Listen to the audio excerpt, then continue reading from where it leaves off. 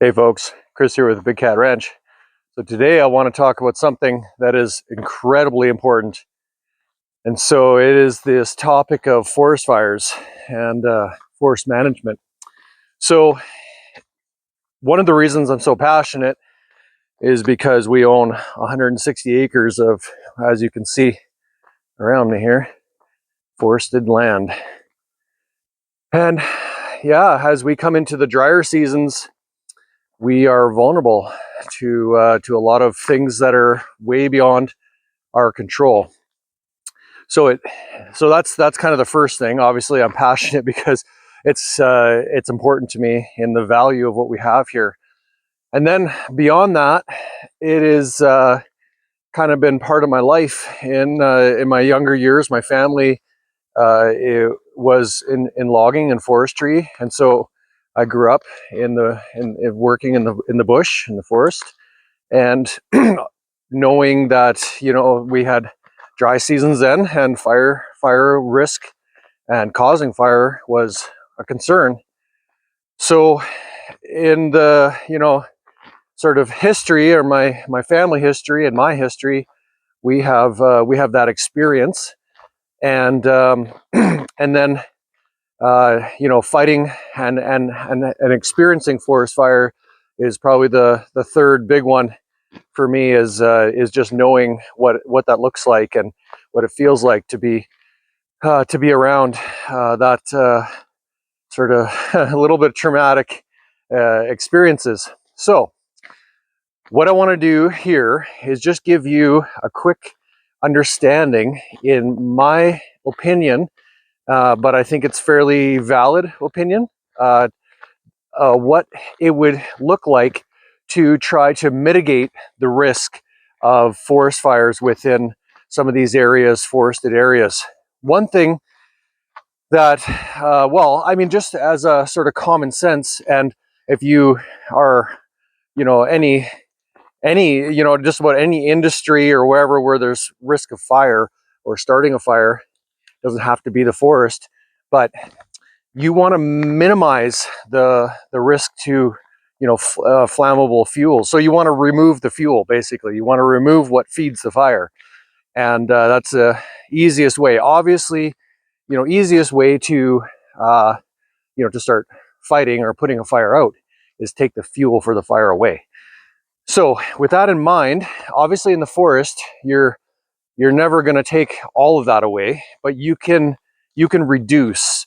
And so what I'm standing around here, this is on our property, and this is what I would suggest.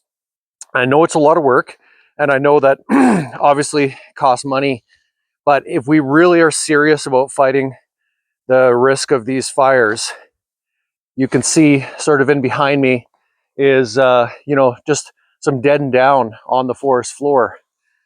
And in some of these areas here, I'll show you. I'm just trying to walk without tripping here. Some of these areas, that forest floor fuel, let's call it, is pretty thick. And one of the things I would love to have the time to do, it just gets so busy and there's so much else. But yeah, look behind me here. Like look at all this down. That is just fuel for fire on the forest floor. Now, obviously, I realize that fire, goes up and does burn the trees. But again, you just reduce how hot that fire is going to get, and how much flame it's really going to have by taking this away. So what would that look like? That would look like real hard labor, cutting it up, piling it. My suggestion would be just to pile it up in burn piles and burn it in the winter, when obviously there isn't the risk of starting any wildfires, and then just burn it. And so you would have to start in an area and just clean it up. And I know, again, that's a lot of work, but if we're serious about it, that's probably what we have to do. And then on top of that, I'm not in a great area to show it. Well, maybe a little bit over here. I'll show you the branches. So it helps the sort of in the ecology department of the forest. You can see here that some of these trees, like this here, has limbs. You can limb those And I would say let the limbs just fall around the base of the tree, leave them sit for a season, and then use, pile those up too and burn them. The burning, like the charcoal and the ash and things, actually is good fertilizer. Like, it does help the forest grow quickly. And so by cutting the limbs off, you would help the trees, put more energy into the canopy. They would grow taller, bigger, better for merchantable timber for the future. And then obviously just cleans up the bottom part of the tree, and again reduces the fuel for fire. So there's a few things I think we can do, and it all is heavy work, and unfortunately it doesn't seem like we're into that much these days. We just go fight the fires and kind of take it as it comes. But anyways, that's my 2 cents worth. I think we should be cleaning the forest floor up and putting some time and energy at least around our communities that are vulnerable. And I would love to do that around my area here if time. And I've started in some areas. I've just started cleaning up branches. Like, if you look around us here, we have this is kind of where we have some of our main headquarters for on the ranch, and I've started already limbing and cleaning up brush as best I can, and I'm going to do more of it this year and pile it and burn it in the winter. But anywho, that's what I think about this to mitigate the risk of forest fires, or the potential wildfire season that we're staring at right now.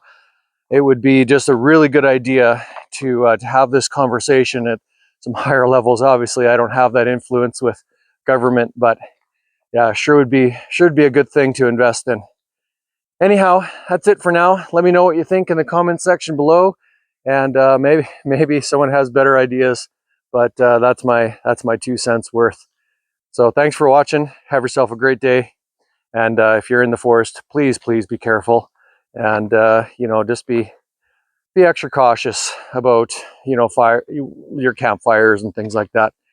Anyways, have yourself a great day. Talk to you later.